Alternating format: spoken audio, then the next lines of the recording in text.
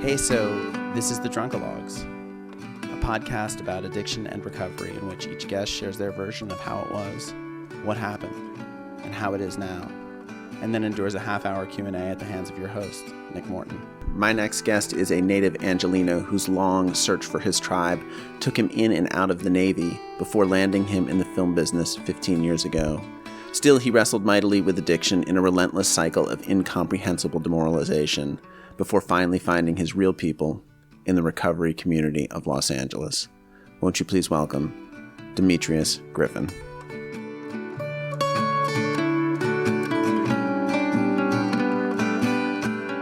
So it's Demetrius Griffin? Demetrius Griffin. Demetrius Griffin. So how was it? Oh, hi. Yeah. I didn't know we were starting. That's the start. Oh, that's awesome. Why ease into it? Right. So I was born here. In L.A.? In L.A. I'm from L.A. Nice. The rare native. Where in L.A.? I grew up in Inglewood. Uh-huh. Went to private schools. I played football. I raced bicycles. Mm-hmm. That was my jam. Mm-hmm. That was like a big deal in my life. Right. And in football, I was really, really good. Mm-hmm. I'm a middle child. Right. And all of my brothers, we play football. Mm-hmm. And the football thing was weird because I lived in Inglewood, which is the South Bay. Right. And it was the South Bay Conference, and we play all these teams from all over the South Bay, Torrance, Redondo, right. Yada, yada, yada. And my grandparents owned a liquor store. Uh-huh. And I always hear people say, that has nothing to do with my disease. Right. My addiction Sure. issue. I always wanted to say that. But we owned a liquor store. My older brother was the manager. Mm-hmm. So we had a full bar Right. in the house all the time. Right. Were your parents drinkers? No. Right. My mom doesn't drink right. at all. Yeah. She had some Seagrams, like a handle, mm-hmm. in the dish cabinet. Right. And this was a long time ago. I'm X generation. Sure. Like true X generation. And this is the days of on TV. Right. You just had one channel off and on. Huh. And I was a little bit too young to go out with my brother. Right. Because he was like 14, 15. And he's like 4.5 years older. Right. But so he would make me drink these. He had a special cup. And it was one of those milkshake cups. Right. Silver milkshake cup. And he'd make a Boilermaker in the cup. Right. And he only drank Lowenbrow. Right. And he'd pour the Lowenbrow in there, and the cup was frosty, and he'd drop a shot of Jack Daniels, and he'd be like, "Drink it, motherfucker." How old are you? Man, how old am I? Like 12. 12, right. Yeah, about 12. And did you like it? I loved it. Yeah.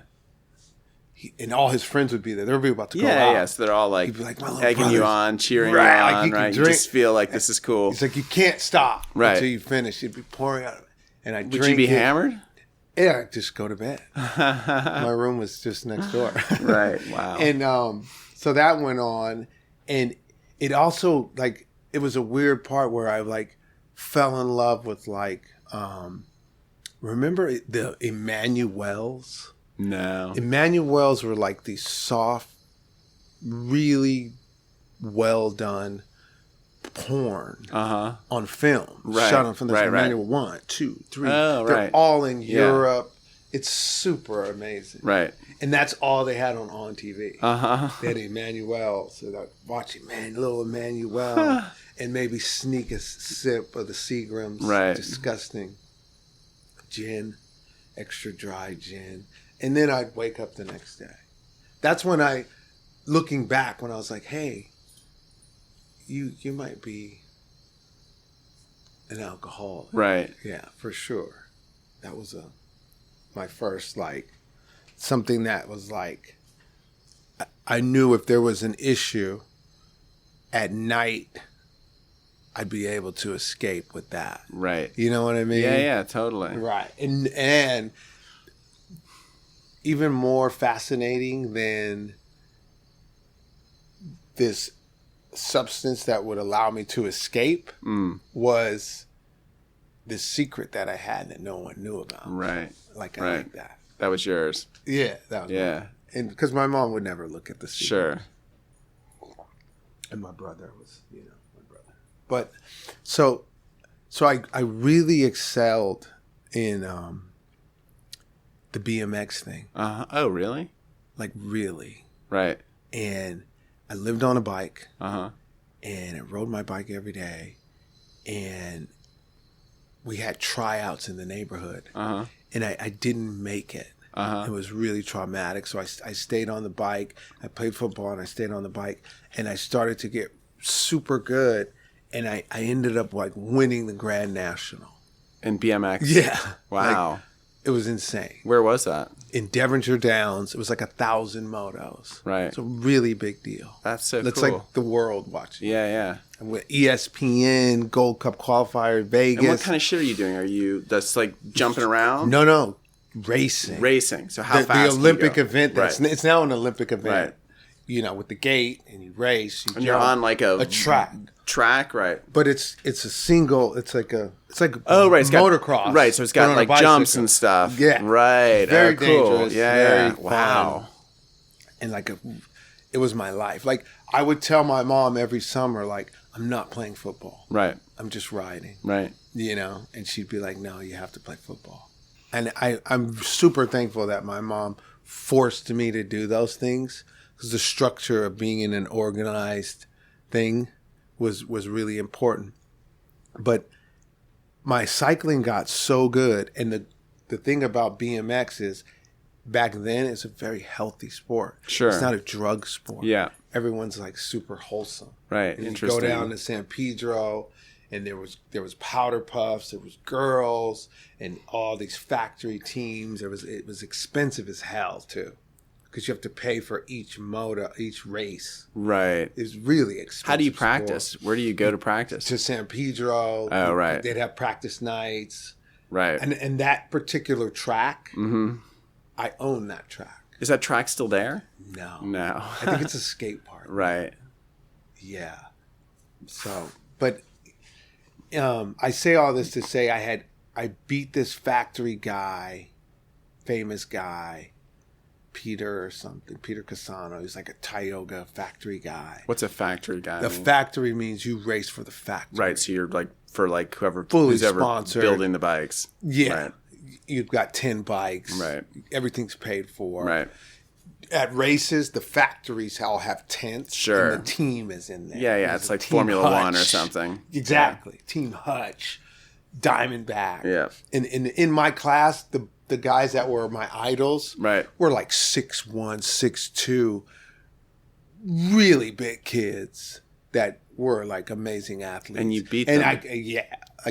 And I was really fast. Right. Like really fast. That's so cool. It was really cool. And my friend was like Factory Kuwahara.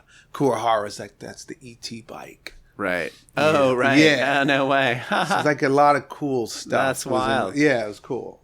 So then what happens? I came home and I was super excited. I was like, Mom, I had got all the kids in the neighborhood riding bikes, and their parents were pitching in with the rides and stuff. And I came back from a race and I said, hey, Mom, I beat this kid, Peter Casano. Like, it blew him away. He asked all my friends, And she goes, yeah, that's great. We're not doing that anymore. Right. And I was like, what do you mean we're not? We aren't. And she was like pulling the plug, kind of. Right. And I had just got sponsored by like a bike shop. Right. And, which cut everything in half. They pay for half of it. Right. And why was she done with it? To this day, man. Right. How old were you at this point? I'm 14. 14. And have you spoken to her about it since then? To be like, what the fuck? I brought it up. Girlfriends have said it like out of turn. Like, he like, that's like a really big thing for him that you did that. Right. Like, I'm talking about it now. Yeah, it's obviously a thing. It was a thing. Yeah. So, high school starts. Right. Oh. Where do you go to high school? I went to Inglewood High in the 9th grade. Right. And I had, I was on the football team. My brother was the king of that school. Right. His girlfriend was the president. He was the treasurer. He was the captain of the football team. He was straight A student. Right. He could do no wrong. He hosted all the pep rallies. They, did the coffin thing with the rivals. Yeah, and he was the preacher and all that crap. So here I go in that shadow. And I was the treasurer of the 9th grade, French club, captain of the football team, all that stuff. I was a really good guy. Right. Sounds good on paper. Yeah. And the football team wasn't that good. Our team. I was good. I quit after every loss, every game. I quit. Right. The coach would come to my class and be like, "Hey, we need you." Right. I think I like that. And I'd get back on the team, and my grades were good. Things were good, and me and a kid, a really smart kid, we were like twins, and we played on the football team. We were done with that school.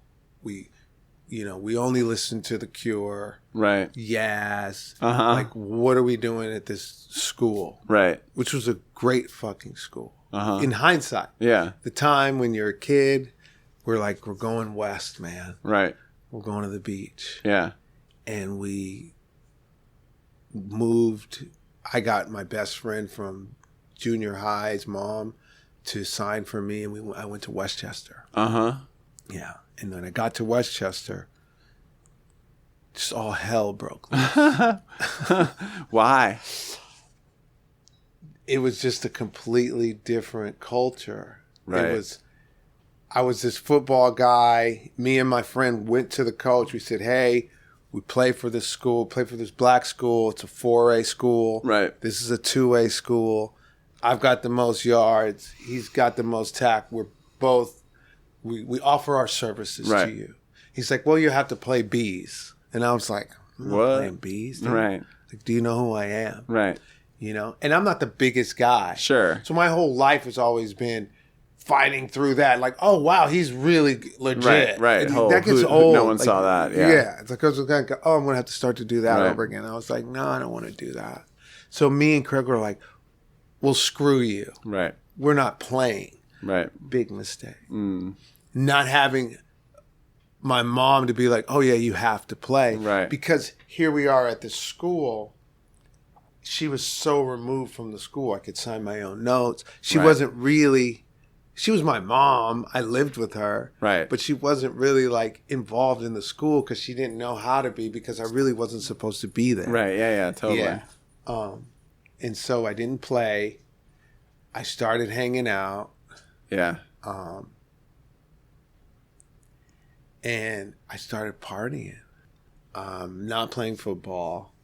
And I'm smoking pot every single day. Right. Which is not a gateway drug. But I'm smoking pot every day. I loved pot. Right. Drinking. And, once or twice a week or something would come up and we'd be doing something else. Right. Now, at that time, what's this, 84, 85 or something like that? Right. Freeway Rick did his little trek through South Central, and their crack cocaine was. Right. It was in my era of clubs. I went to a club as much as I could.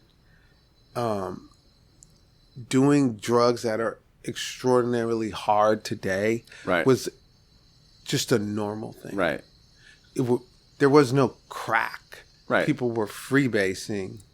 And it was like the cool. If you didn't do that, like you weren't cool. Right. Which sounds like people are going to hear this and be like, "What the fuck is he talking about?" Yeah, it's funny because it's become like such a it's like the worst drug, just because of what it, how it destroyed neighborhoods and all that. The idea that there was a time when it first arrived that it was a party drug, It you was know, and that it was cool, like, 'cause it got you fucking high, you know? It was crazy. Right. I was like, there was 321. What's that? 321 was a kids club Uh-huh. in Santa Monica on 4th and Santa Monica. Right. I think it's where Hooters is now. Right. And the promenade, the 3rd Street Promenade, was the most amazing place. Right. It was like all these punkers and all these amazing kids that just hung out. There was no corporate. The mall was there. Yeah. But that was it. Yeah. And we hung out there every day. In the summer, my like play cousin, like every black kid has a play cousin. Sure. It's just like, oh, I've known this person. He was in my kindergarten. Right. Now we're reunited. That's my cousin. Basically, yeah. So this guy who was like my play cousin, we'd run away for the summer. Right. Like every summer.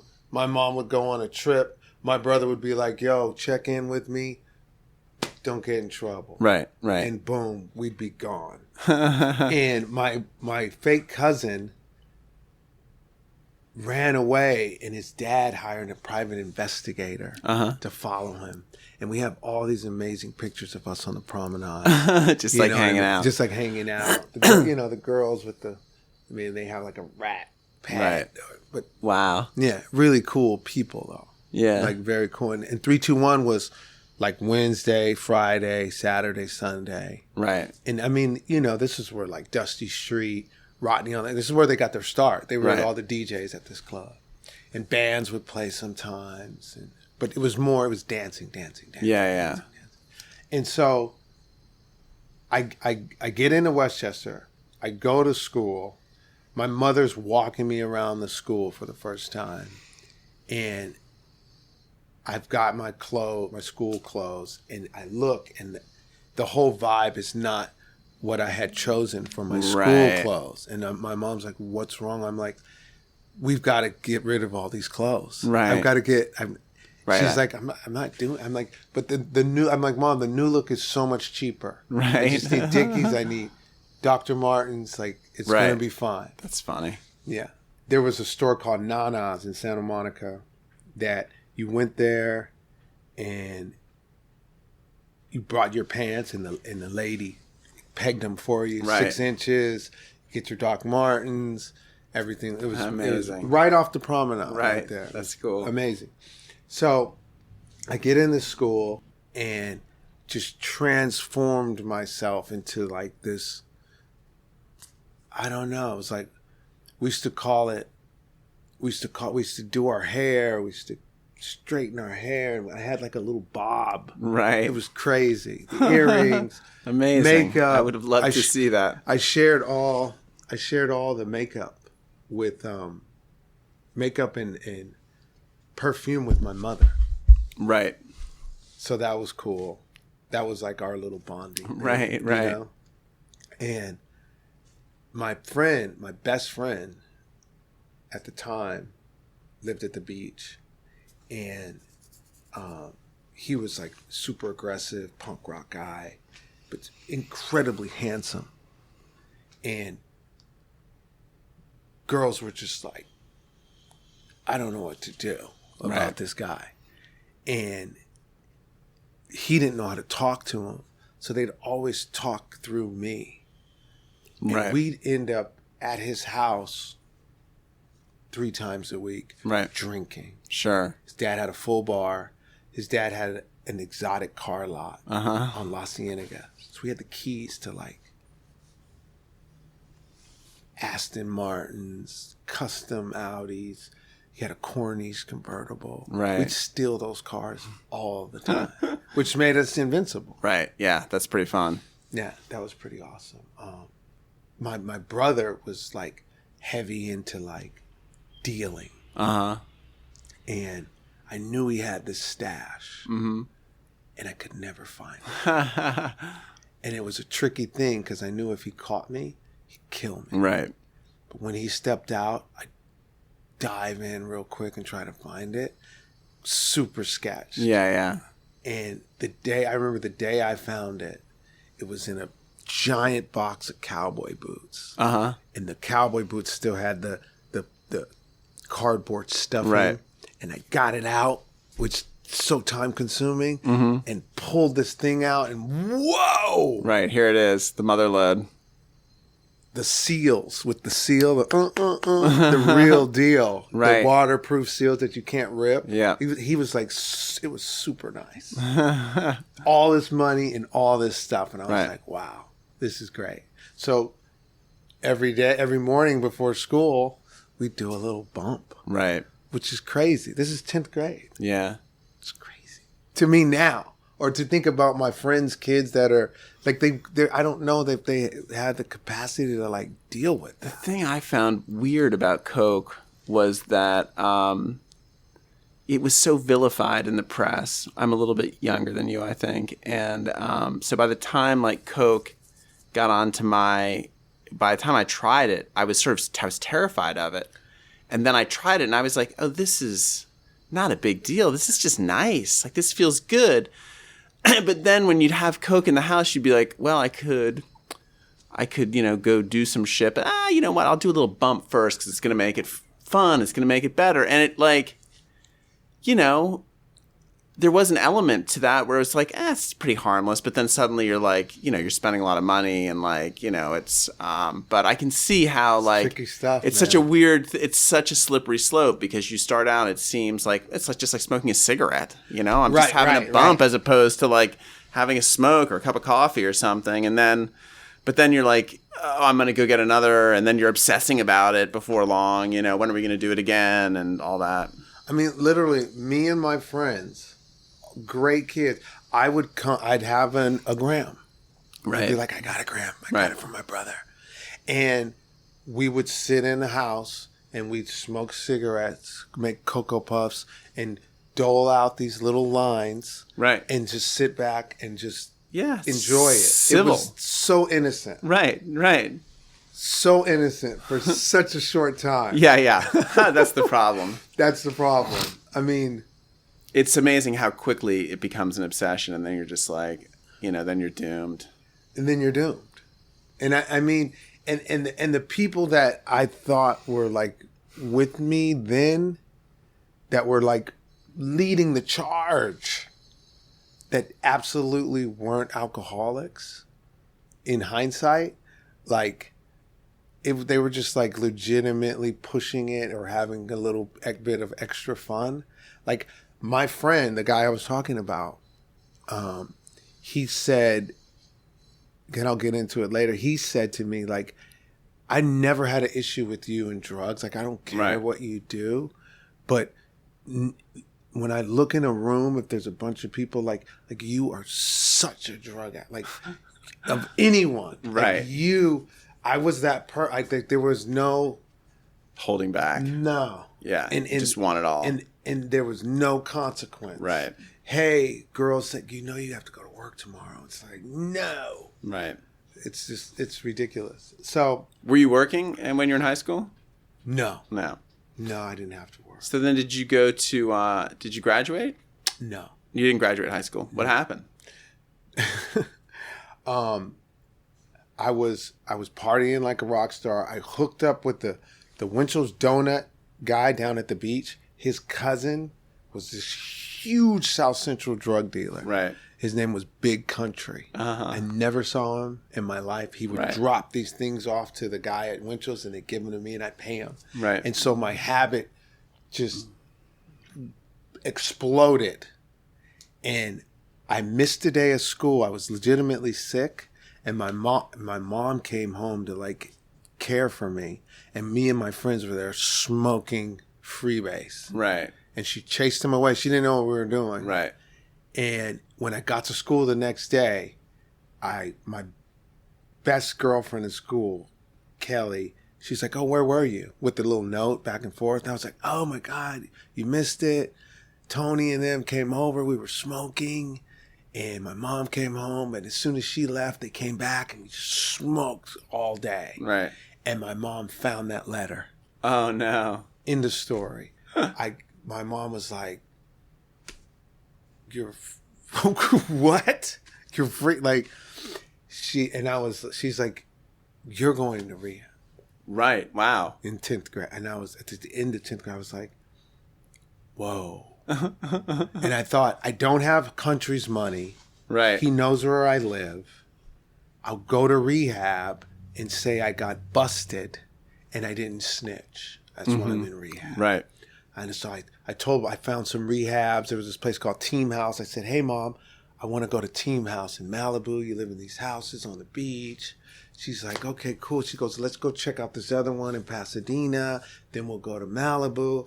We go to Pasadena. I'm in the place. They give me the tour of the place. I'm not paying attention. I'm so full of myself. I got my Varnays on, my earrings. I'm all done up. And I'm not paying attention to the key cards, at the door. I go in this door. There's a hallway full of white girls. I'm like, okay, this is cool. And they take me in a room, this guy named Bear. And Bear had like this feather, leather vest on. And he's like, hey, man, if no one tells you they love you today, I love you. I really hate doing this, but your mother's upstairs signing the papers right now. You've just been tricked in. Welcome to PCH. Wow. And I'm like, what are you saying? He throws me a pack of cigarettes, says, if you want to kick the tables or something, go right ahead. I'll be outside. I'll come back in a minute. I smoke a cigarette.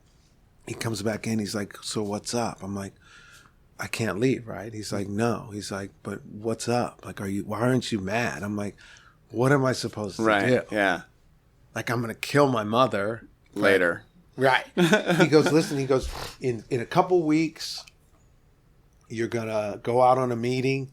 If you want to take off from there, be my guest. Right. But right now, you're here. Yeah. Welcome. So, boom. That's my first Introduction to recovery world. And it's like my first of 13. Yeah, I mean, that seems like not, like, obviously that's not a recipe for success to, sandbag someone like that. It's like, it's never going to work. Right. So that happened. And, I'm in the rehab. I gather up my tribe of guys and we're going to make a break for it. Really? Oh, yeah. Amazing. I have a girlfriend that lives in Pasadena. We're going to go to the meeting, escape to her house. Right. She has no idea, by the way. I'm just going to show up with these guys.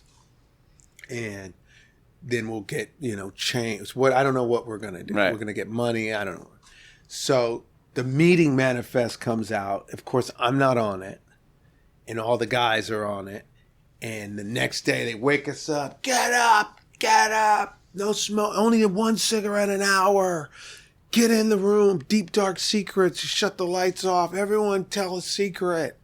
And I'm like, they're like, someone in here knows what happened last night. And I'm like, uh-oh.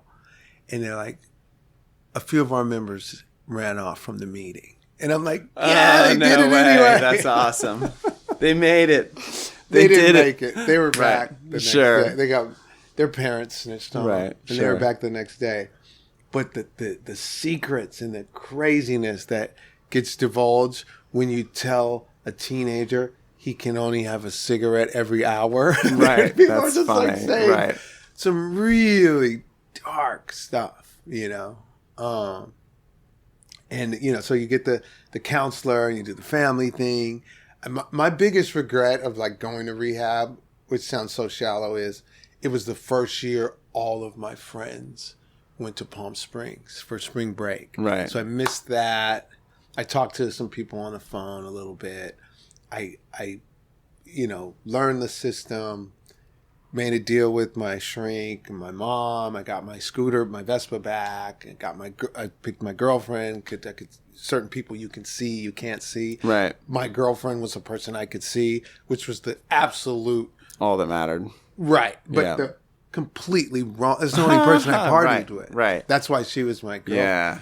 So the day I got out, got my scooter back, we went all over LA looking for acid. Right. Went to the beach, went to the pier. It didn't work. Went to Hollywood. It didn't work. Ended back at my drug dealer's house. Right. And he pulls out a giant sandwich bag full of crack. Uh-huh. And he's like, yo, you're back. What's up? What's up? I'm like, oh, no. And he had acid. So I took that. So I did drugs the day I got out Sure. of Good for you. You deserved it. Right? I did drugs the day I got out of rehab. So I obviously wasn't going to be sober. I didn't go to one meeting. I didn't. Did you go to meetings in rehab? Absolutely. And were you into it? Was it interesting or was it? You know, there was 2 sisters in there. Right. And they were struggling. Right. And the youngest one was like my girl in there, like my friend. And we all started sharing, and it was really cool. And I liked the whole sharing aspect of it. But it wasn't like that's the thing I always talk about with recovery is like that nugget of grace, that speck of consciousness to like accept it. It's like so fleeting. Yeah. It's like I've been in meetings with a speaker who was in the rehab with me. Right. At 17, 16, 17, and he got it. Yeah. And I didn't. Yeah. Like, you know. Yeah, it's wild. It's really, it has nothing to do with your intellect. No, I mean. So that's like could be a curse. Yeah, definitely. Easily. You can think your way right out of a really good situation. Totally. So the rehab thing that happened, I'm out. I'm doing my thing. My mom says, "Hey, you're really screwed up." I was obviously selling stuff. My friend's parents knew. They tried to do like some weird intervention thing at one point. I was paying my own bills. I had a little money. My mom locked up my scooter. I was in outpatient. I was testing dirty all the time. And my mom adapted from her Al-Anon thing. Like, we're going to have family meetings every Sunday night. Talk about what's going on. Right. And I hated that. I bet. It was me, my little brother. My older brother was already thrown out. On my older brother's 21st birthday, I come home and down the hallway in my mom's house, I see my brother standing like over in the bathroom, standing over my mom, and she's stuffing a pound of weed down the toilet. And he's like, "Hey, somebody's got to pay for, like, who's going to pay for that?" She's like, "You can't have drugs in my house. Happy birthday, 21st birthday. Get the fuck out." Kicks it. Best thing that ever happened to him. Sure. Best thing that ever happened. So I'm there, I'm partying like a rock star, and I'm going to clubs, and we're having these Sunday family day things. And the whole premise for my mom was she had gathered all this information throughout the week, and she just wanted to see if I was going to lie about it on Sunday. Right. And during the course of the week, because I'd always run away down the street to my friend's house, Tony. Yeah. His mom lived in the back house. He could do whatever the fuck he wanted. Right. He still lives at his mom's house, which is crazy. So we'd party. And I was be down the street. My mom knew I was safe. Right. I'm just down the street, literally like 3 or 4 blocks down the street. I was down there with him. We were getting ready to go to the club. We're going to go on his scooter. ATMs had just come out. He had an ATM card. Right. And we go to our dealer's house. The same dealer that gave me acid the day I got out of the rehab. We go to his house. And he's out at a club. And he leaves the sack with his little brother. And he's like, "Kel, take care of him. These guys, do work tonight." And we go there. It starts off innocent. Get a dub. Get a cut 30. Get a 50. We're supposed to go out. You're never going to go out. Right. It's 12 o'clock. It's 1 o'clock. You look at each other. We're obviously not going to go out. Right. Oh, the club's closed. Right. I guess we're really not going to go out. So we go back. Let's get one more. Right. One more. We go back to the house. And this house was like a full-on crack house. Right. But it had little kids there. My buddy lived in the back. Right. He had 2 sisters. The mom lived there, but it was graffitied up. It was crazy house. And the back door was just leaning on the house. It wasn't actually attached to the house. Right. And we tapped on the window. Yo, Kelton. And he like had an attitude. He was like, I'm asleep, man. Get the fuck out of here. We were like, excuse me? Like, dude, if we're up, you're up. We pay your rent.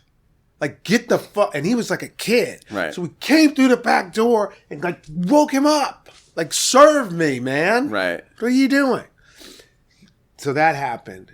And somehow it got back to his mom. His mom worked nights.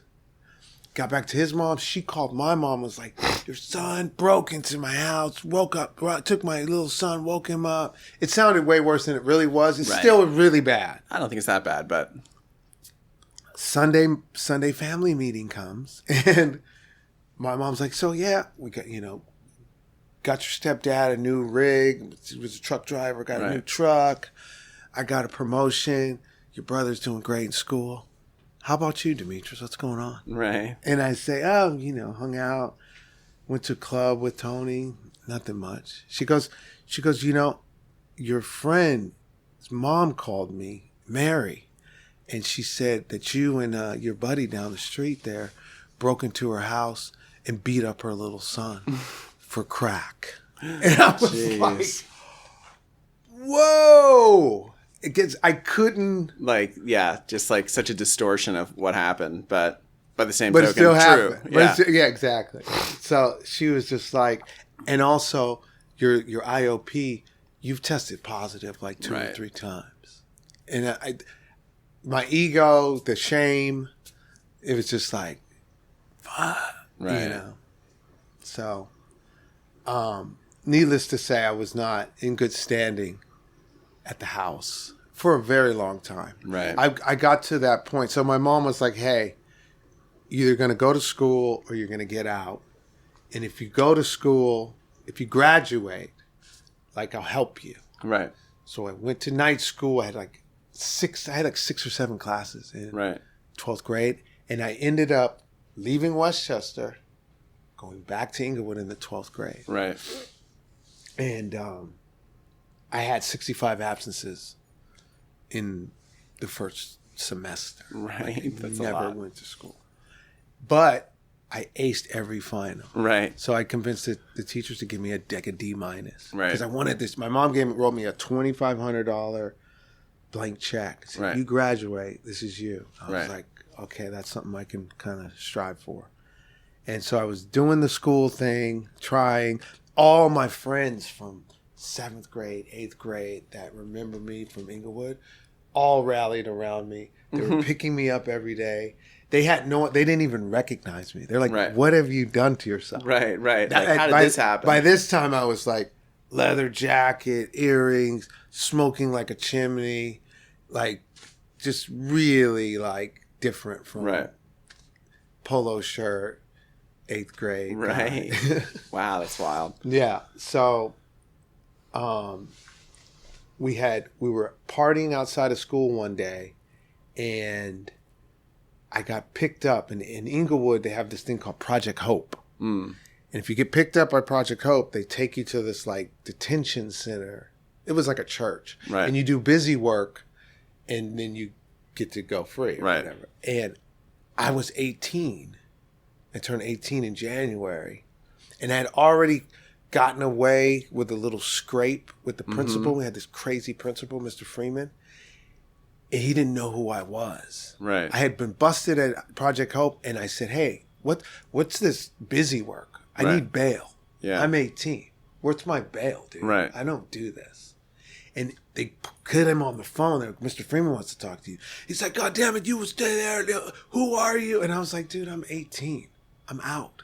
And I just walked out. There's nothing they could do. Interesting. So he remembered that. Right. And we got in trouble again, and they brought us all in. And he saw me, and he said, I need your mother here tomorrow. You're the Project Hope kid. Right. And I was like, going with my mom, and he sees all the absences and the D's, and he goes ballistic. It's like, this is impossible. How Right. could you do this? He's like, you know what?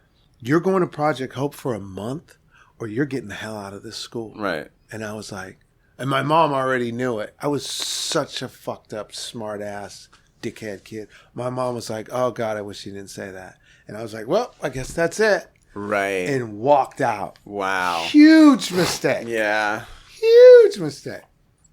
Now I'm in the second semester of 12th grade. Yeah. Like, why would you stop? And I was like, hey, I got the night classes. To my mom. And she's like, oh no. Right. Yeah, you fucked this up. You fucked this up. So now it perpetuates the depression. That was a pretty depressing time. So I got into this series of like going out and coming home, and my mom and she's like, you don't have a job, you can't live here, but you have to get a job. And I go to Taco Bell, I get a job for a week, and come home with a uniform. Shut up, I got a job. I worked there for a day, quit. I got a job at like Popeye's Chicken, and I'm working there, and one of my girlfriends comes in, super rich girl from Bel Air, and I hear her voice. It's like, is Demetrius here? Mm-hmm. And I look, I'm dropping chicken in the back. Right. I'm doing the boneless breast, and I'm boom, bam, boom, and I hear this girl that I've known and admire. She's like a really good friend. It's like, Demetrius here. I'm like, holy shit. Right. Take off the apron, go out the back. We get in her car, and that was into that job. Yeah. Yeah. So my mom's like, this isn't going to work. You don't have a job. If you come home after 3:30 a.m. again, you can't stay here anymore. Right. I go out that night. My friend's car gets towed. And I come home at 5. Right. And I knock on the door, and the door opens with a chain, which is really like a violent thing. Sure. Especially when you think it's your house. Yeah. And I was like, hey, his car got towed. His dad just brought us home. You could talk to him later or something. She's like, no, you have to see somebody. And I was like, yeah, I'll see somebody. I didn't know she meant like at another time. Right. Like, you can't come in tonight. Right. You have to see somebody tomorrow. I was like, yeah, I'll see somebody. She shut the door. I don't know what ticked me off. I was enraged. And I ran around the back. I'm banging on the back door. And I kicked the door in. And my mom and my stepdad are in the kitchen, like, drinking coffee. And they're just like, you could tell they were in shock, but they were trying to maintain it. Right. And I was like, what does the fucking Al-Anon book say when the fucking kid comes home and kicks the fucking door in because he wants to go to bed? Right. Good fucking night. And I Right. go in my room, and then I'm listening. Right. She calls the police. She's like, hey, my son just kicked in the back door. Can you please come out? I don't want him to go to jail, but maybe you could talk to him. They're like, man, we don't do that. Right. She's like, please. So I race down to the alley by my house. I see the police come. They go away. I come back home. My parents go away for the day, and we don't ever talk about it again. It's Right. like weird. I ended up going in to the MEP station on La Brea and signing up for the Navy. Wow. Yeah. And I said, they're like, you can go on the delayed entry program, the DEP program. And I said, well, how long can I do that for? They're like, oh, a year. I was like, cool, let's do that. I sign up, and I forget about it. Sure. And I use that as leverage to stay at my mom's house for a year. Right. And I'm in my bedroom with my girlfriend at the time, and we're doing blow. Right. But it's a mellow night, and we're watching a movie, and there's a knock at my bedroom door, and it's this guy in an ice cream suit, Navy man. And he's like, hey, you ready? Uncle Sam is ready for you. And I'm just like, Wait, what? Fuck is this? He's like, you signed up. He's like, it's your time. That's my amazing. mom had let him in, and I'm just like, I'm just like, this is crazy. I get up, they take me, hotel over there by Hollywood Park, and boom, I'm LAX the next day, and I'm in Great Lakes, Michigan. It's 60 below. I've never seen snow in my life, and I'm in it's like with the windshield fire, it was like 50, 30, 20 below. Holy shit! And I'm in the fucking Navy. Wow. And I'm just like, how the fuck did this happen? You've done, like you really have. You put yourself. What a crazy thing to happen. Yeah, and because I was an athlete, I was in such great shape, even with the drug use. Right. Because I was young. I'm working out, and the Navy's not that difficult in terms of exercise anyway. Right. But I'm sneaking out of the barracks every night to this little, like, they had this thing called the greasy spoon, mm-hmm. and you could make phone calls, and I'm calling my girl, and I'm like crying on the phone. Right. Tell me to leave. Right. And I'll leave this right. motherfucker right now. And she's like, oh my God, everyone's so proud of you. It's insane. Right. You can't leave. And I'm like, oh, God. That's wild. Stay in the Navy. I stay. I'm sneaking away. And at certain point in the, like, it's like you have a 2-1 week, a 3-4 week, and that's like, it's your week 3, day 4. Right. Because it's 8 weeks. And that's how they time it out. And I don't know there's a point in your stay at the Navy where people change. Right. Like whatever their process is, it starts to work on people. Right. And my good friend there was a druggy cool guy, and the process worked on him faster than me. I don't even know if it ever worked on me. Right. And he flipped, and he became like the RO, the leader of the thing. That's amazing. Yeah. And all the other people that knew like what I was doing, they like told on me. Right. They're like, he sneaks out. He's been making unauthorized phone calls, harmless stuff, but not in the Navy. Yeah, sure. So the the guys that run it, the commander, like they hated me so much, but they couldn't get me through calisthenics. I was unmashable. Right. They would bring their friends by. Like, we have a guy who's unmashable. And they would come in and be like, Griffin front and center, on your back, on your stomach, on your back, on your stomach, punch out. And they do me like that for an hour. And I was so into it. Right. They just be like, it was annoying, right? So they send me away, which is the disciplinary unit of MTU. It's motivational training unit. And you have to have like a certain amount of infractions to get things. Right. So they go, ×2, that'll get him out of here. Right. And they give me the double up. Right. So I go to motivational training unit, and they mash you with a piece that's lined with lead. So it's super heavy. Right. M16 or whatever. And they mash me. I go through the thing with flying colors, and then ×2, they run it back immediately. So I do it again. And then I'm sitting there, and you're sitting there with this guy, and he's like, well, do you think you passed? And I'm like, what do you think? What do you mean, do I think I passed? I crushed it. Right. He's like, I don't know if it did anything to you, but you can go back to your thing. Right. And I was like, awesome. Right. I go back to my company, because if you get kicked out, you go back 2 weeks. Sure. So I go back to my company. Everyone's crying. I make it back. But the motivation for me not to fail that, my mom was coming out for my graduation. Right. And my mom came out. She brought my girlfriend. It was really cool. And I graduated. Right. Something. Yeah. Right? That's cool. I didn't have a school. I didn't have any direction in the Navy. And I didn't even know about that stuff. Right. So my girl stayed for like a month after. And I could only leave every other day. Right. And she stayed in some really weird little hotel in like Waukegan, Illinois. And I snuck off to the detailer, and they gave me a school in Tennessee, aviation school. Right. Which was, I was like, I'm going to Tennessee. I get to Tennessee, and it was the loneliest time of my life. Sure. me, black guy, West Side. I'm in Tennessee, and everyone hated me. The black guys from Florida wanted to kill me. I didn't know that Florida guys didn't like Los Angeles guys. Right. And I was just miserable. Right. And what are you studying? I'm an aviation ordnance.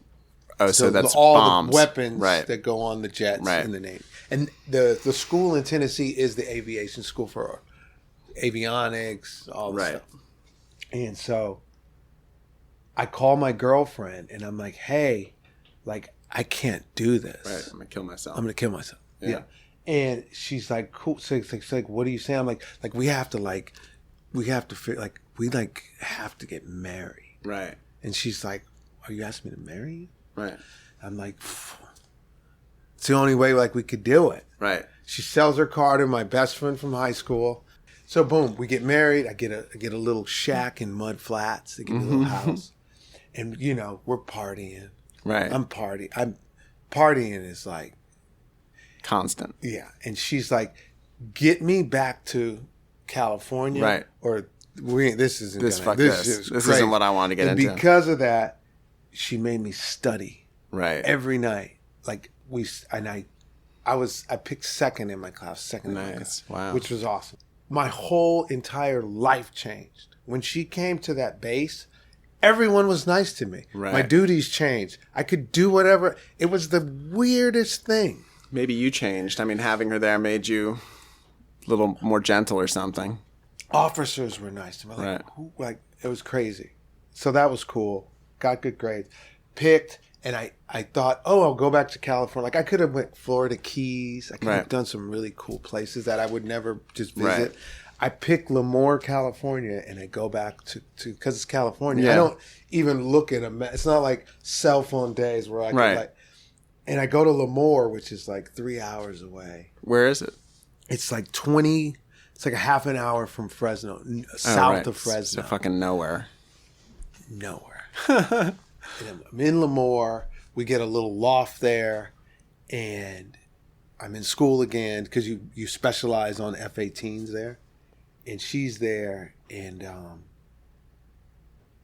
I check into my squadron the next day. Right. And they say, hey, don't even unpack your sea bag. We're going to sea. Right. And I was like, what do you mean? I just got married. Right. They're like, if the Navy would have meant for you to have a wife, we would have issued you one in your sea bag. We leave Monday. And right. I was just like, fuck. Boom. I go away to sea for 6 months. Wow. While at sea, I'm drinking. It's a rite of passage. Sure. You can drink. I had no idea how different you drink in Thailand, Philippines, Australia, all these places when you're on a boat than how you drink when you're in America. Sure.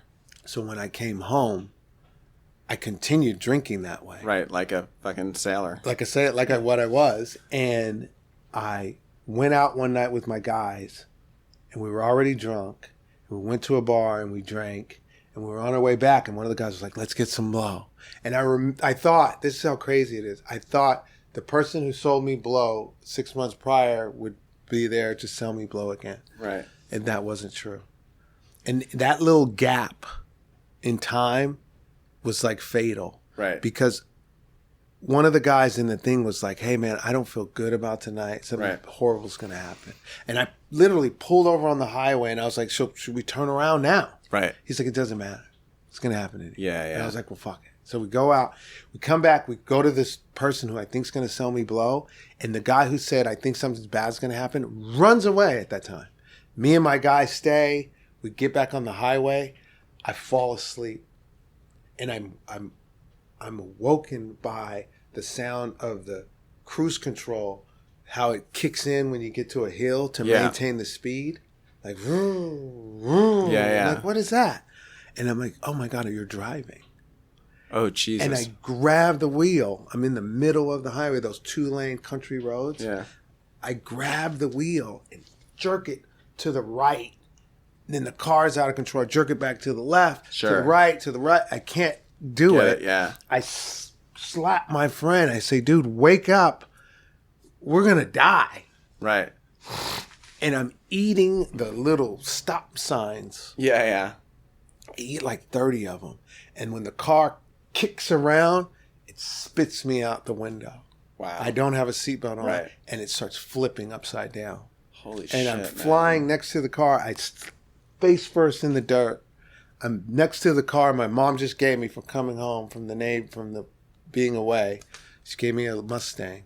It's upside down. I'm totally freaked out. I'm trying to turn the car over. And I feel like this water on my head. And then I remember your friend's in the car. Right. I'm like, oh God. So I peer into the passenger side. The car's upside down. He's sitting right side up on the ceiling of the car. Right. And I'm like, Dodge. And he's like, what? I'm like, we got to get out of here. We got to get out. This isn't cool. And this huge light comes on. It's the cop. He's like, what happened? What's going on? I was like, sir, I don't know. A rabbit, an animal came across the road. He's like, at this time, I believe that you were intoxicated. Right. I've been following you for like 5 miles. Right. And I'm like, you know what? Hold that thought. I laid down in the dirt and just didn't get up. Ambulance strapped me to the bed, takes me in the car, takes me to the hospital. I don't know. I'm a little disoriented. I think we're going west and we're going east. And they're like, hey, Demetrius, hey, have you ever been here before? And I'm like, no, I haven't. All this while my eyes are shut. And they were like, yeah, you have. You came in with the jaw thing. Oh, right. Right? And I was like, no. We get in there, and I'm still peeping out of the eye. The cop is there. My guy's there. And I'm like, for sure he's going to rat me out. Right. The cop goes in the room. He's like, who's driving the car? They have no idea. Who was driving? My guy screams out, like, get the fuck away from. I'm like, oh, this is awesome. They go to take my blood. I wake up a little bit there. They get both of our bloods. His is 0.30. Wow. Mine is 0.29. Wow, that's drunk. Yeah, no, they wheel us out. My head looks like E.T. The side of my face is like E.T. I have stitches in my eye and a giant head, and they wheel us out. And Dodge goes to get up and goes into convulsions. They wheel him back in. They take me back to the base. My skipper is like, hey, I'm not going to do anything to you because you're going to get in enough trouble out in town. Right.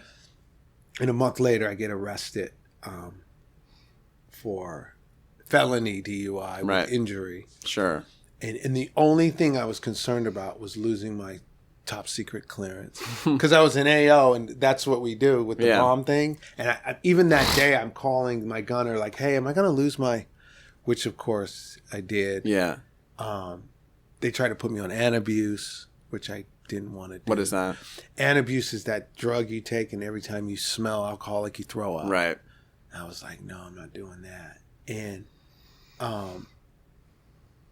that was like my first, I don't even know why I say that was my first, because it's so dramatic and so traumatizing. I went to see the car, and the roof of the car was on the steering wheel. Wow. And the seat. Thank God you got thrown out. Oh, thank God I got thrown out. The seat was on the steering wheel. There was like that much room. It's amazing Dodge was okay. And Dodge was like, that's crazy. The Navy thing happened. I get thrown out of the Navy. I'm back in Los Angeles. I'm with the same girl. Your wife? Yeah, my wife. Right. And the drugs escalate. And I end up, what do I end up doing? I'm working at like cafes, coffee shops, things of that nature.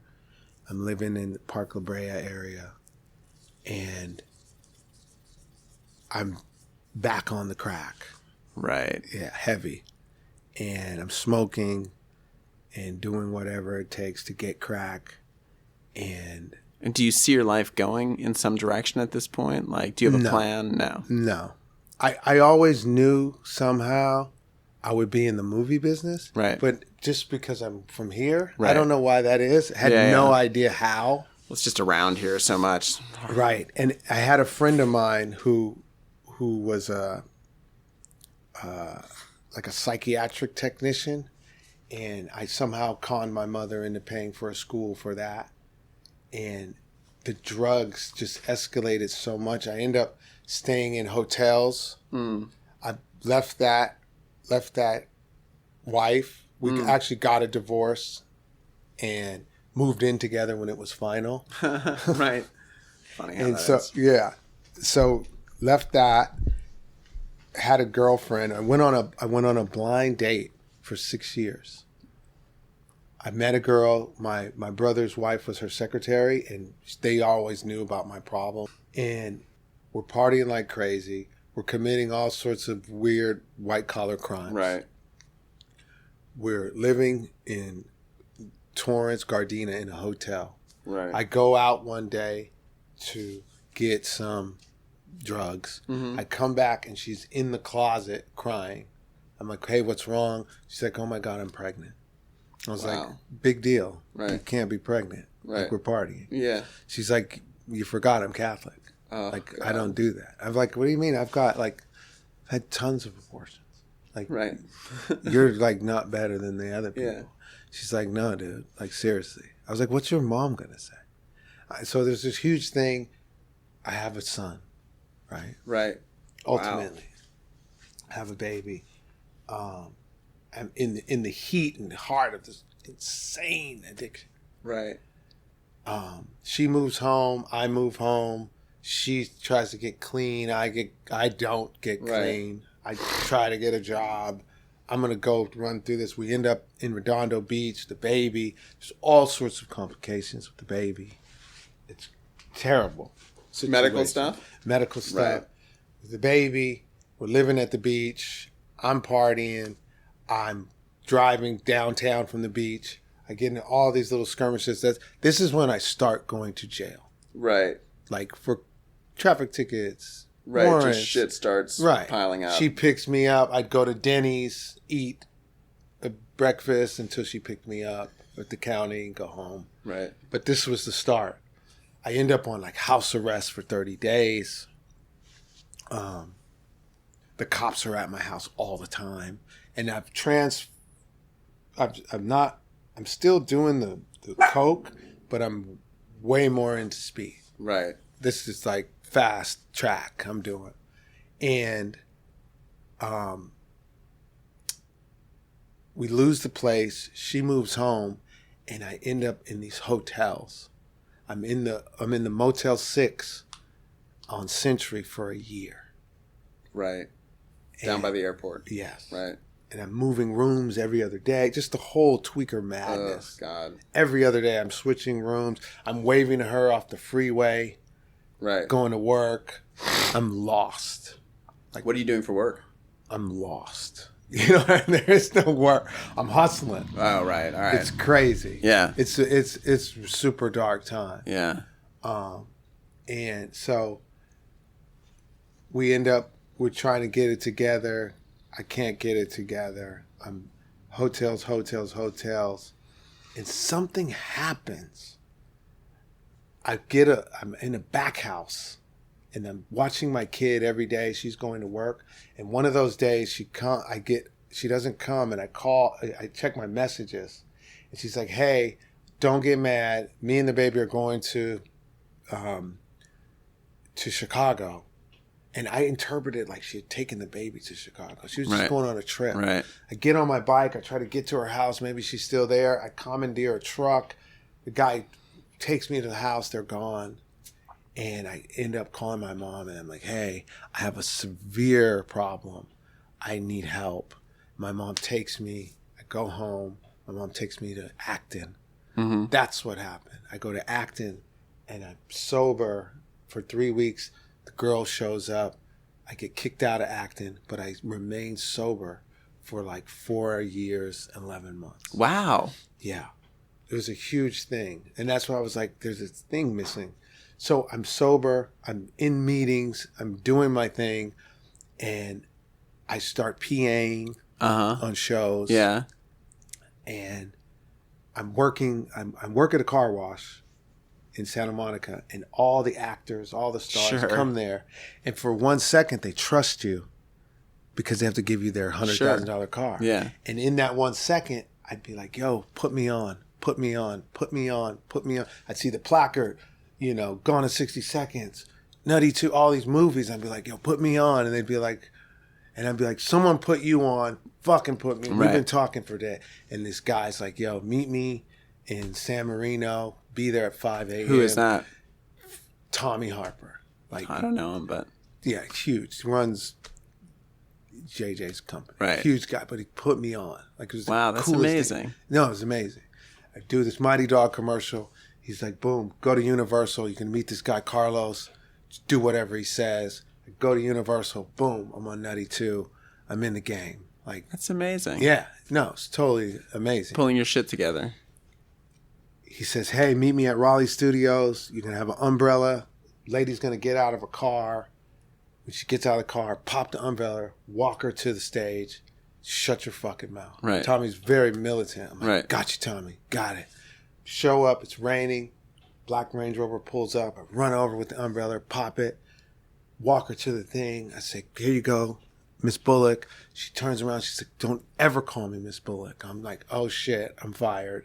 She's like, it's Sandy. Kisses me on the cheek. Says, I'll see you in Texas. I'm like, what's in Texas? I don't even have no clue as what I'm right. doing. I say, hey, Tommy, what's in Texas? He's like, if you show up in Texas, you got a job. I drive from my girlfriend's house at the beach, 26 hours, get to Texas, call Tommy. Yo, Tommy, I'm in Texas. He's like, good, it's the weekend. Call me on Monday. Start the show. I'm on Miss Congeniality. Oh, nice. My first staff job ever. And what are you doing? I'm taking care of Sandy? I'm PAing, taking care of Tommy and Alan Swartz, who's my mentor. Right. And I do these movies, and because it's Alan Swartz and Tommy, we do Princess Diary. We just start doing back to back to back all these movies. I meet another girl at the car wash. She's like, hey, come meet this guy. He's a great director. I told you I was going to get you a job. Here's your chance. I go to the Valley, and we're shooting. We're at the end of Princess Diaries. I already set up the office for Time Machine. And I go meet this guy, and I walk in, and it's PTA. And, nice. And I'm like, well, I'm with Alan Swartz. I'm doing this thing right now. And he's like, well, can you start like next week? And you're still working at the car wash, the car wash is phasing out. It's phasing out. And right. Mind you, I made way more money at the car wash. Sure. Car wash was like a really good job. Good gig. So, boom, I do Punch Drunk Love. What's a typical tip at the car wash? I don't get tips. I'm the salesman. Oh, right. So I get 10% of all the sales. And I was doing like $300,000 a year in sales. It's like $60,000, $70,000, $80,000 a year job. But there's nowhere to go. Right. Yeah, that's You're the sales manager. Where can you? You're not going to own it. Right. There's nowhere to go.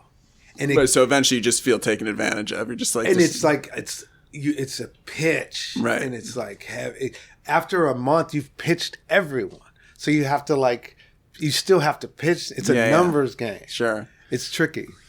So you hook up with PTA. That's Paul Thomas Anderson for those not in the know. I hook up with PTA. We're doing Punch Drunk Love, and I'm just like on Sandler's dick. And what are you doing? Hard. I'm the key set PA. Right. I control the door. I'm the only PTA's a little quirky. Right. I'm the only guy that can hand him stuff. Right. Like strangers, weirdos can't hand him stuff. He's super who's right. this person?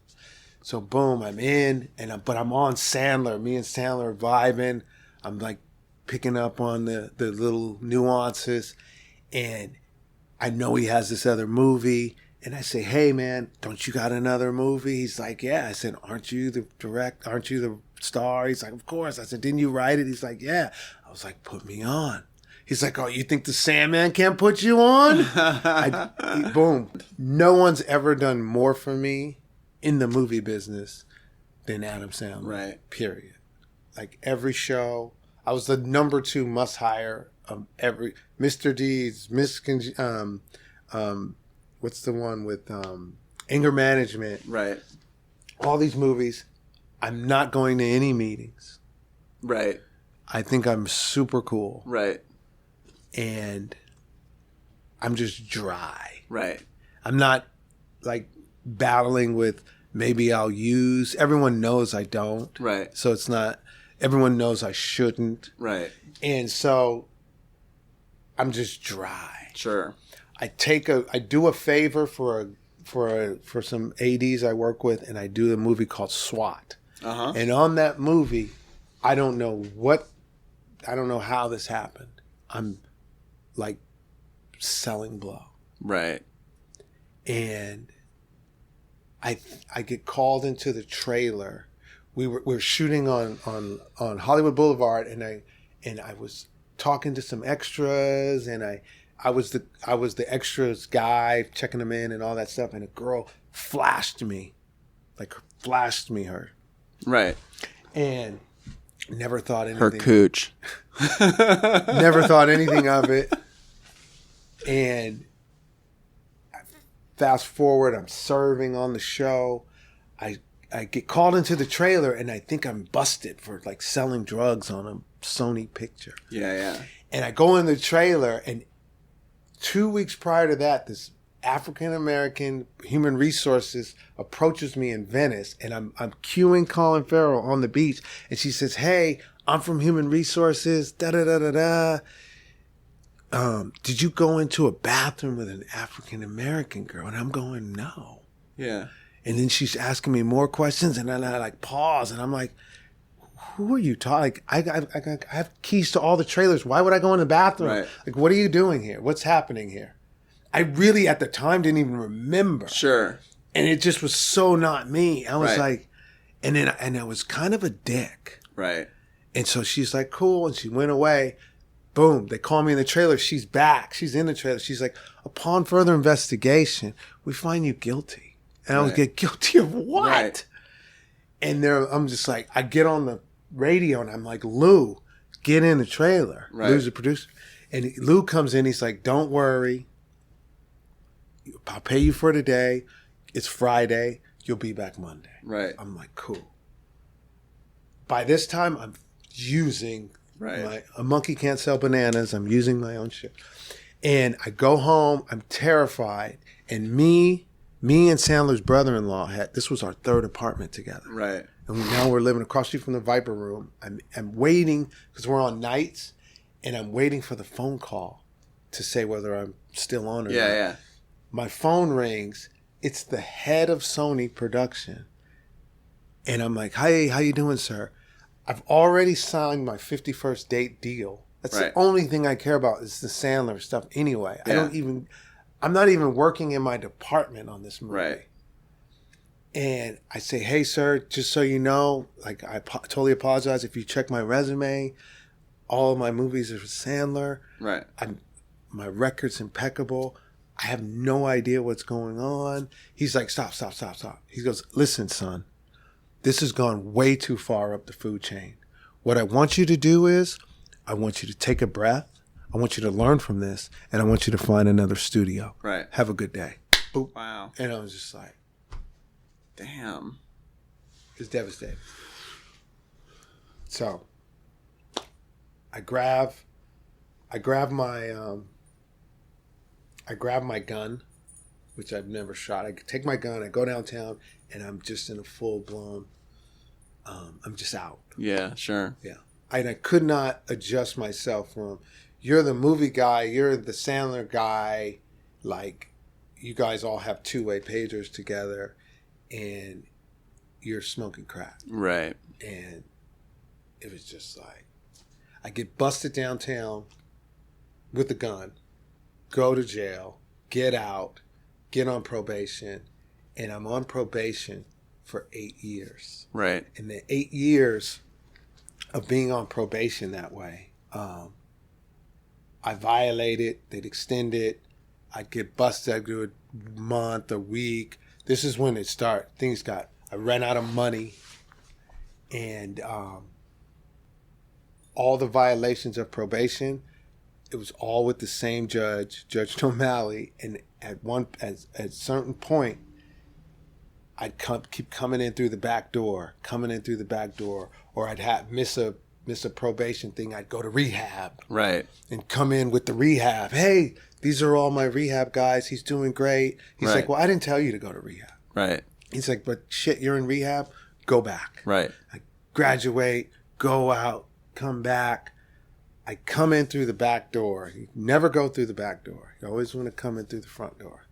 Come in through the back door, and he said, Mr. Griffin, I told you, if I see you again, you're going to the pen. Right. And I was just like, come on, man. Like, no one's been to prison in my family. He's like, you're going to the pen. He's like, you know what? Okay, you're not going to the pen. I'll bring you back for a court hearing. It's like February. He's like, I'll bring you back here in January.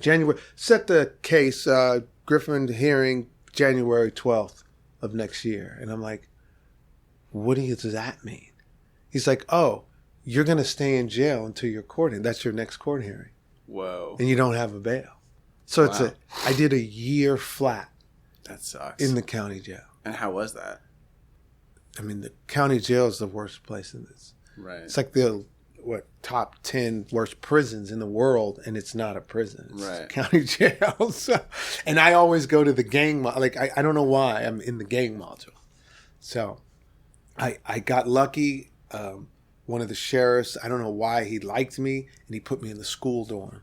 Right. So I'm in the school dorm for a big chunk of time, and I that's where I graduate.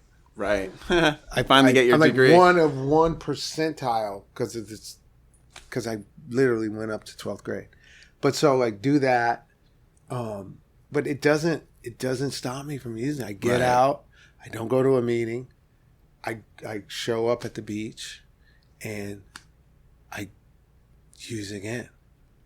And I get in trouble again. And I'm thinking all that time in the county, I would be off probation. I had 2 months left on probation. So I get busted, go back to Judge O'Malley, and he's like, oh, that's it. You're going to go do your time. Which was like, I had like 758 days credit. Right. So it's like you go upstate, you get your number, and then you get out. I go upstate, back up. In prison, the first yard I ever had, there's a full-blown riot. Right. And I'm just like, oh, shit. I'm laying on the ground with the plastic handcuffs, and the guards, they come up next to you and they kick the tear gas in your face. Right. So that was like, I was like, this is hell. This is a living hell. I go to meetings. I'm in jail. I go to meetings. I get out. I have my parole officer. Don't go to a meeting. I use. This is the patheticness of addiction, right, so just of me. Cycle, Forget addiction. It's totally pathetic. But the curse of when you've crossed the line so far and you use again, you immediately go back to that line, if not even further. I was arrested in the Santa Monica Park like 2 weeks after I went out. Right. And I gave them a bag of needles to hide the speed. I go to jail, do my last bump of speed, and I'm never going to do drugs again. So I've said a million times. Yeah. But for some reason, it's stuck. They put me in the van. I go to LAX court. It's a Monday. Bob Geldof's playing. They tell me why I don't like Mondays. I get the tour of my whole city through the county bus in shackles. I go to county. I get a rehab because I'm a ward of the state now. The parole office guys in the jumpsuits from prison with the shotguns pick me up in a paper suit, take me to a crack hotel on Figueroa and 51st that was converted into a rehab. Right. And they say, hey, you can do whatever you want when we leave. If you try to run now, we're going to shoot you in the back of the head. Good luck. Put me in rehab. Michael Jackson dies. I'm in rehab. And I don't know how, what, when, where, why it stuck. But I've never not gone to a meeting. I've never not done, 10%, 5% of some form of recovery, or some form of gratitude or AA every single day since then. How did you, were you able to come and go from that place? Not for 30 days. Not for 30 days. My mom came and was just mortified. Like, what have you gotten yourself into? Right. And I was like, this is great. So this is better than my no idea gnarly feet in the hospital 10 exactly years ago. exactly. And what's happened since then? Like, what is your life like now? So, yeah, my sister rescued me from the rehab, put me in a great spot. That was super important. Having family or some sort of connection, some sort of bridge is essential. Right. Because it's those wrinkles in your brain, you'll go back to them. Sure, just man. you have no idea. You'll be doing them and not know. Yeah, totally. So that happened. And my best friend from high school, we made a pact when we were little. And we said, hey, who's ever most successful at whatever time has to help the other person. Right. And I called him and I owed him amends. I Right. had crashed the truck and done some really horrific things. And he put me up, and I was on Abbott Kinney. I had in a gallery. He's a huge designer. So I was there, and, that whole group of meetings and the whole thing was just So you got kind of into there. the like art world. A little bit. Right. He's in that world. Right. It's funny. I mean, I own a gallery now. Oh, you do? Oh, I didn't yeah, know that. yeah. How But cool. I'm always leaned toward the movie business. Right. So all my movie people came back. I got back in the game, and it was amazing to be able to get back in the game, but it was also like a huge distraction. And like I didn't have to do like look at me. Right. Like now that I'm not making a movie today. Right. I've never been home this much in my life. Right. Ever. Where do you live now? I live in Silver Lake. Oh, nice. But I mean, I've been gone Oh, right. since in town. I've been sober. Right. At least 8 years, 7 years. Right. I've never been home for more than like 3 or 4 months. And what are you doing on these movies? At first, I had to start over. I Right. was PAing and ADing, and I did a movie with a guy, and we became really close. And he just made me his guy, made me the head of production of his production company, and it was just me and him doing all these movies Right. all over, which That's was cool. awesome. It was pretty cool. Who's that dude? Boyd Holbrook. Oh, right. He's sure. he's a close second, maybe for him and Adam are neck and neck as people that How did have you meet looked up? out How for did you me. hook up with Boyd? I did a movie called Out of the Furnace. Oh, right. And I remember that was his sure. break. He was the tattoo guy. Right. And he told me, it's funny, I was sitting at a table, and he told me, he said, hey, like, I can tell you're sober. And I was like, oh, wow, cool. I Right. am. Yeah. And he's like, hey, when I make it big, like, you're going to be right there with Right. me. Which is cool. That's People cool. say shit all the time. Do you guys still work together? No. Right. No, we don't. He's his baby, and, Right. his whole thing. And in just working in that capacity, I wouldn't do that now anyway. Right. I need to do something else. Right. Yeah. And where's your gallery? It's on Virgil, 778 North Plug. nice. 778 North Virgil. Nice. Yeah. Right yeah. up the street from Squirrel. Yeah. I Yeah. go We've to had Squirrel all the time. 13 shows. Nice. How long have you been doing that?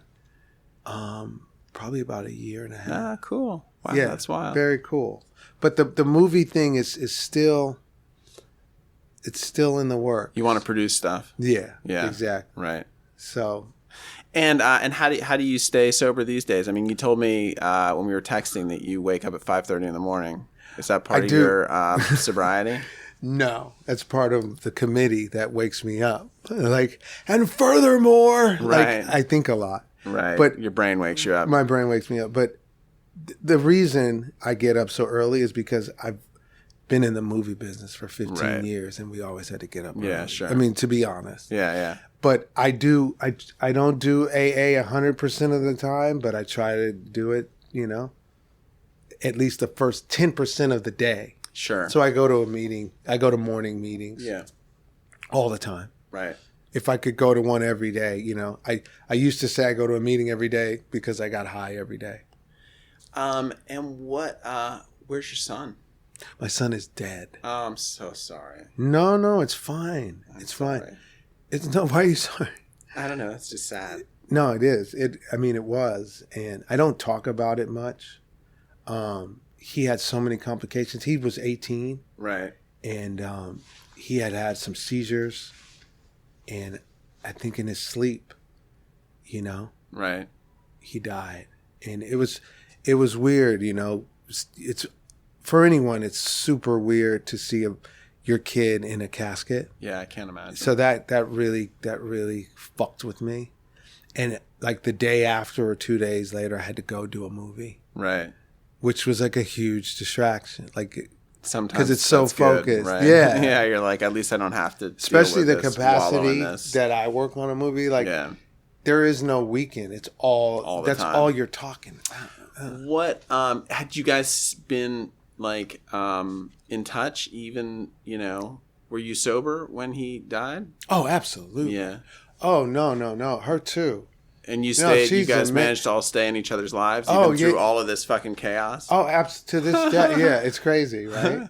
That's cool. She's an amazing person. It takes an amazing person to be responsible for something like that. Yeah, totally. You know what I mean? Like unbelievable person.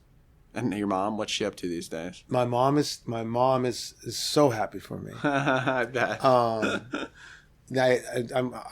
having a living amends. Sure. To her, and that's an ongoing thing.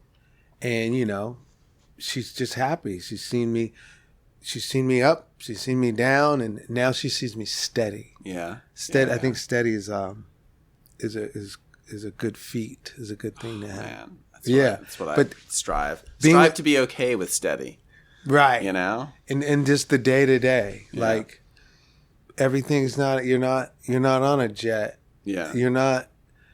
So what? Like, where are your feet at? Like you're sober. Yeah. Totally. I can do the fantastic amazingly. I can do the dark really well. But that middle is like, I want to kill myself. And it's like, that's crazy. Yeah. It's so ridiculous. So true. What's wrong with like chilling? Like, what's wrong with like, there's nothing happening right now. Yeah. That's the importance of like your physical sobriety. Like getting caught up in this fantasies or in this darkness, I forget to find my feet. Right. And like, you were jumping in and out of tents downtown, and now you're just going to go get a cup of coffee, and you need to be completely grateful and okay with that because you couldn't do that. Yeah, yeah. Like your son's mother used to pick you up downtown and take you to visit your kid in the parking lot of McDonald's because she thought it was really important because you're the parent, right. But you refuse to leave downtown. Like it's crazy. So there's a huge amount of gratitude. Yeah. You know what I mean? So in being so full of gratitude, I think it's important that,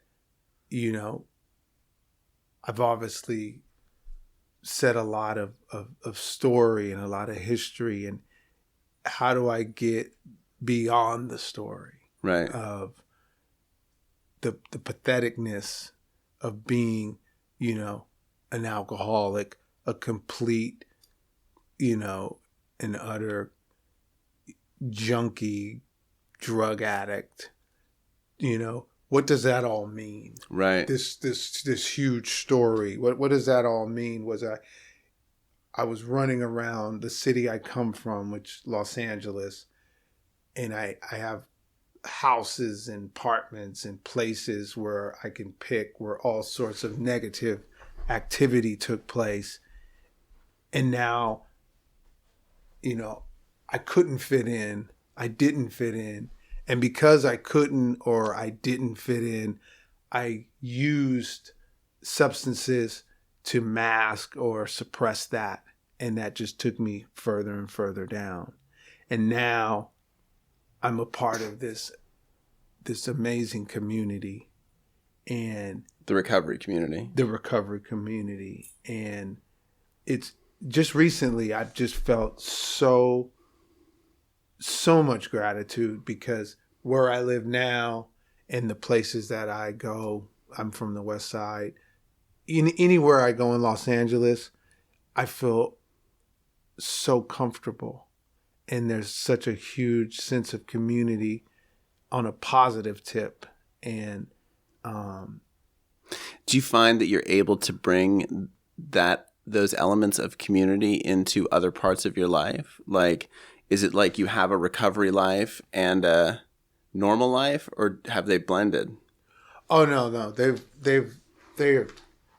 they're interwoven, because I had such a low bottom.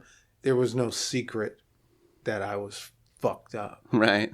So when people see me now, right, especially the few people in my life that saw me then, right, they're just like, oh my God. Right. Way more than I can even imagine.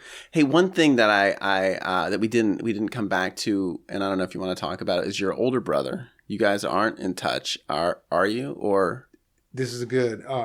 This is one of my biggest living amenses. In my addiction, I had my scrapes with the law, and on one occasion, I used his name. Oh, right. It was like an open container, right? Or something like that. And so being on probation forever, like I stayed at 8 years, I was in court. I was about to go into court, and my lawyer comes in and he says, "Hey, I need you to be on your best behavior." Right. And I was like, "What the fuck are you talking about?" And he's like, "Your older brother's in the courtroom making trouble." And I was like, "What?" So they bring me in shackles. Right. And I look over my shoulder and I see my older brother in court. And the proceedings are going on, and I could see how the judge was agitated. And he tells the DA, he's like, "Can we hold off on this matter? Like, let me deal with this thing." And he's like, "What, counselor? What do you want me to do?" Right. And he's like, "Well, apparently Demetrius has been using his brother's name in a series of crimes." Oh. And I was like, "Oh, whoa." It always sounds so much more serious in legal speak. Sure. And he says he's been using his name in a series of crimes. And the judge says, "Well, what do you want me to do? Like, this is California. It's legal to have two aliases." Right. He's like, "Okay, you know what? Demetrius, stop using your brother's name." Right. He's like, "You know what? I don't want to deal with this. Bring him back in 3 weeks." And I was about to get released. So I was 3 more weeks in this hellhole. Right. So obviously my brother did not look kindly upon that. Sure. And I'm still in the amends process with him. Are you guys in touch? No, we don't talk. Right. He's not excommunicated over you. it. Right. Yeah. He's definitely not over that. I'd like for him to be. Right. There's been a lot of, we grew up together. Sure. So I have a lot of admiration, and, I have an older brother. I'd like to participate have him be a part of your life. in having an older brother. But yeah, hopefully, time will tell. Right. So yeah, that's it. Well, cool, man. Anything else? No, I this has been an eye-opening experience for me. Like, my reluctance to share, or my reluctance to speak in meetings or on this subject has forever changed. Like, for the better. Yeah, man. I mean, I took a lot away from your story. Just the idea of like,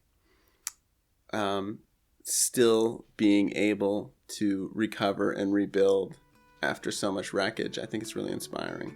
Well, thank you. Thanks, man.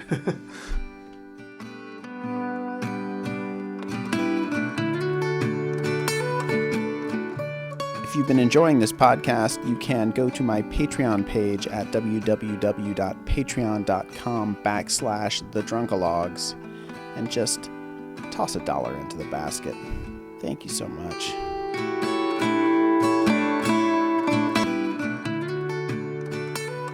Drunkalogs cover art is designed and created by John DeManil, and the Drunkalogs theme song is composed and performed by Stephen Stout. I am Nick Morton.